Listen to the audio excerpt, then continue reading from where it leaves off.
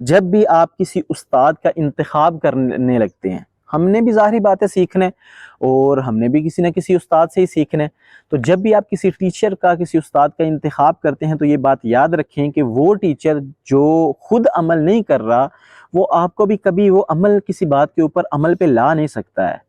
ایک استاد جو ہے وہ اگر اس کے پاس خود علم نہیں ہے تو وہ آپ کو علم نہیں دے سکتا ہے۔ اس کی مثال ایسے ہے، آپ ایسا کرتے ہیں کہ آپ جو ہے وہ کسی یونیورسٹی میں چلے جاتے ہیں، آپ کسی بڑے مدرسے میں درس نظامی کے لیے فرض کریں آپ چلے جاتے ہیں، اور آپ جو ہے وہ حدیث کی کوئی بڑی کتاب پڑھنا چاہتے ہیں، یا پھر آپ جو ہے وہ انجینئرنگ کر رہے ہیں، سافٹ انجینئرنگ کر رہے ہیں، یا آپ کچھ بھی یونیورسٹی کے اندر پڑھ رہے ہیں، آپ کا جو استاد ہے، اگر آپ اس کے پاس، جس کے پاس بیٹھے ہوئے ہیں، اس کے پاس اگر 30% علم ہے،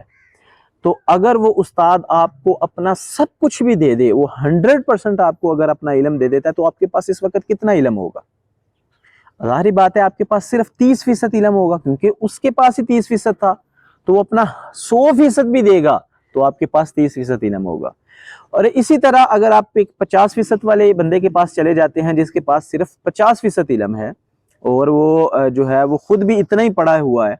اب آپ اس کے پاس جاتے ہیں تو آپ اس سے کیا سیکھو گے؟ وہ اپنا 100% بھی آپ کو دیتا ہے، تو پھر بھی آپ کے پاس 50% ہی علم ہوگا۔ لیکن اگر اس کے مقابلے میں آپ ایک ایسے استاد کا انتخاب کرتے ہیں جو عمل کے اندر، علم کے اندر 100% کمال درجہ رکھتا ہے، آپ ایسے استاد کے پاس بیٹھ جاتے ہو، آپ مجھے یہ بتاؤ، وہ استاد آپ کو 100% علم نہیں دیتا، وہ آپ کو اپنی زندگی کا کچھ حصہ ہی دیتا ہے، وہ آپ کو اپنی زندگی کا 50-60% صرف حصہ دیتا ہے، تو آپ کے پاس اب کتنا علم ہوگا؟ اس مثال کو سمجھنے کے لیے ذرا تھوڑا سا خود بھی غور کیجئے گا، تھوڑا سا خود بھی سوچئے گا کہ یار ہم جس استاد کے پاس بیٹھے ہوئے ہیں وہ ان تینوں میں سے کس درجے کا بندہ ہے؟ کیونکہ وہ جو آخری استاد تھا جس کے پاس 100% علم تھا، جب آپ اس کے پاس گئے اور اس نے آپ کو اپنا 70% علم دیا، تو آج آپ کے پاس واقعی میں 70% علم ہے۔ آپ پہلے جو 2 استاد تھے، جس کے پاس 30% علم تھا، جس کے پاس 70% علم تھا، آپ ان دونوں سے بہت آگے نکل چکے ہوں گے اتنے ہی ٹائم پیریڈ کے اندر۔ صرف وجہ کیا ہے؟ ایک اچھے استاد کا انتخاب کرنے کی وجہ سے۔ اس وجہ سے جب آپ استاد کا انتخاب کریں تو یہ بات یاد رکھیں کہ ہمیشہ ایک بڑے استاد اور ایک باعمل استاد کے پاس جائیں۔ جو بھی فن آپ سیکھ رہے ہیں، اس فن کا جو ماہر بندہ ہے، جو صحیح طریقے سے ماہر بندہ ہے، آپ اس کے پاس جا کے بیٹھیں۔ جب وہ آپ کو سکھائے گا تو یقین کریں گے یہ جو چھوٹے استاد ہوں گے، یا وہ بندے جو صرف 8 سے 1 والے بندے ہیں، جن کی زندگی میں استاد کوئی پروفیشن نہیں ہے، جس کی زندگی میں استاد کوئی کریکٹر نہیں ہے، وہ بس ایک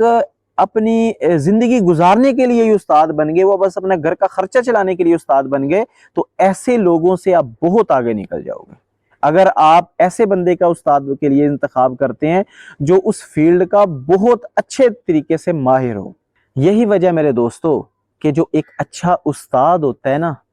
وہ بچے کو علم کی پیاس دیتا ہے۔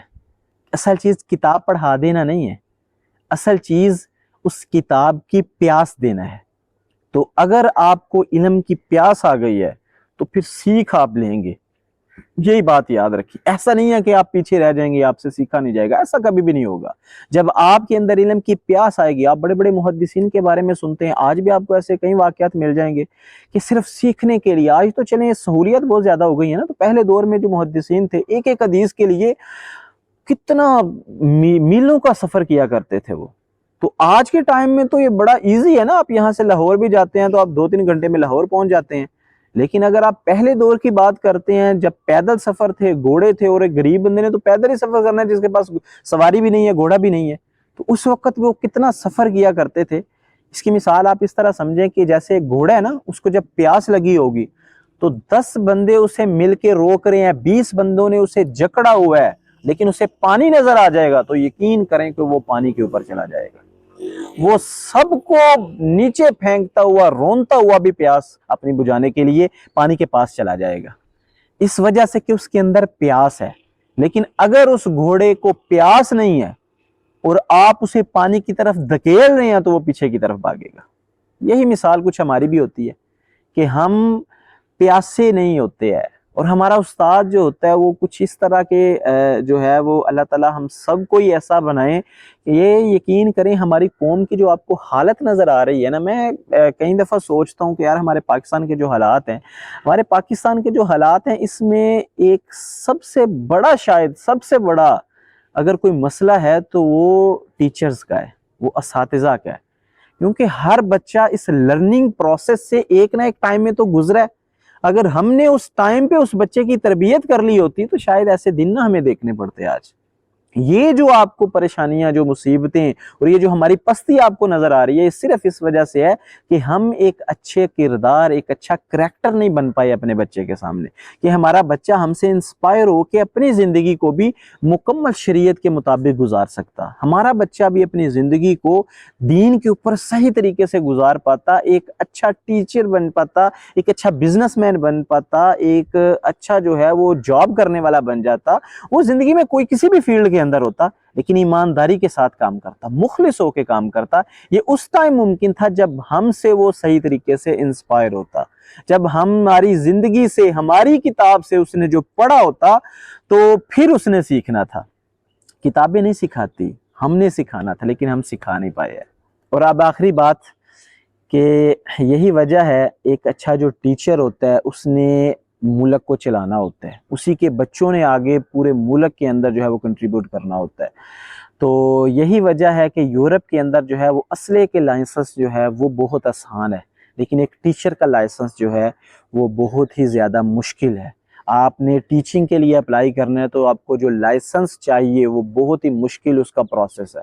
اس کی وجہ کیا ہے؟ اس کی وجہ یہ ہے کہ اب یورپ والے اس بات کو سمجھ چکے ہیں کہ ایک اسلحہ اتنا ہی نقصان پہنچا سکتا ہے نا جتنی اس کے اندر گولی ہیں، لیکن اس سے زیادہ وہ نقصان نہیں پہنچا سکتا ہے۔ ایک گن اس سے زیادہ نقصان نہیں پہنچا سکتی ہے، لیکن ایک جو ٹیچر ہوتا ہے وہ اتنا نقصان پہنچا سکتا ہے کہ یہ جتنا آپ کو نقصان نظر آ رہا ہے یہ سارا اسی وجہ سے۔ ہم سوچ بھی نہیں سکتے کہ ایک ٹیچر، ایک غلط ٹیچر جو ہوتا ہے، ایک غلط بندہ جو ہوتا ہے، جو ٹیچنگ پروفیشن کے اندر آ جاتا ہے، وہ کتنا نقصان پہنچا سکتا ہے۔ تو انشاءاللہ اس کے اوپر جو ہے وہ مستقل بعد میں بھی ہماری بات چلتی رہے گی، اور اس کے اوپر انشاءاللہ دوبارہ بھی ہم سیشن کریں گے۔ آپ کوشش کیجئے گا کہ یہ جو ویڈیو ہے جتنے بھی اساتذہ ہیں، جتنے بھی ٹیچرز ہیں، ان کے ساتھ شیئر کیجئے گا، اور کوشش کریں اپنی زندگی کو بھی شریعت کے مطابق ڈھالیں، اور یقین کریں کہ آپ اگر اللہ سے جڑ جاتے ہیں نا تو اس سے بہتر آپ کچھ بھی نہیں پاؤ گے۔ اللہ تعالیٰ آپ کے لیے سارے رستے آسان بنا دیں گے۔ ہمارے لیے سیکھنا واقعی بڑا مشکل ہے۔ ہم نے جن حالات کے اندر آنکھیں کھولی ہیں نا، تو ہمارے ارد گرد ہمیں ماحول ہی ایسا ملا ہے، ہم کیا کریں؟ جو صحیح ہونا چاہتا ہے وہ بھی بیچارہ نہیں ہو پاتا ہے، لیکن اگر آپ اپنی تار اللہ سے جوڑ لیتے ہیں، آپ اللہ سے اپنا تعلق بنا لیتے ہیں، تو یہ ساری چیزیں آپ کے لیے بہت زیادہ آسان ہو جائیں گی۔ تو انشاءاللہ دوبارہ ملاقات ہوگی، انشاءاللہ جلد نیکسٹ ویڈیو میں ملتے ہیں۔ السلام علیکم ورحمۃ اللہ وبرکاتہ۔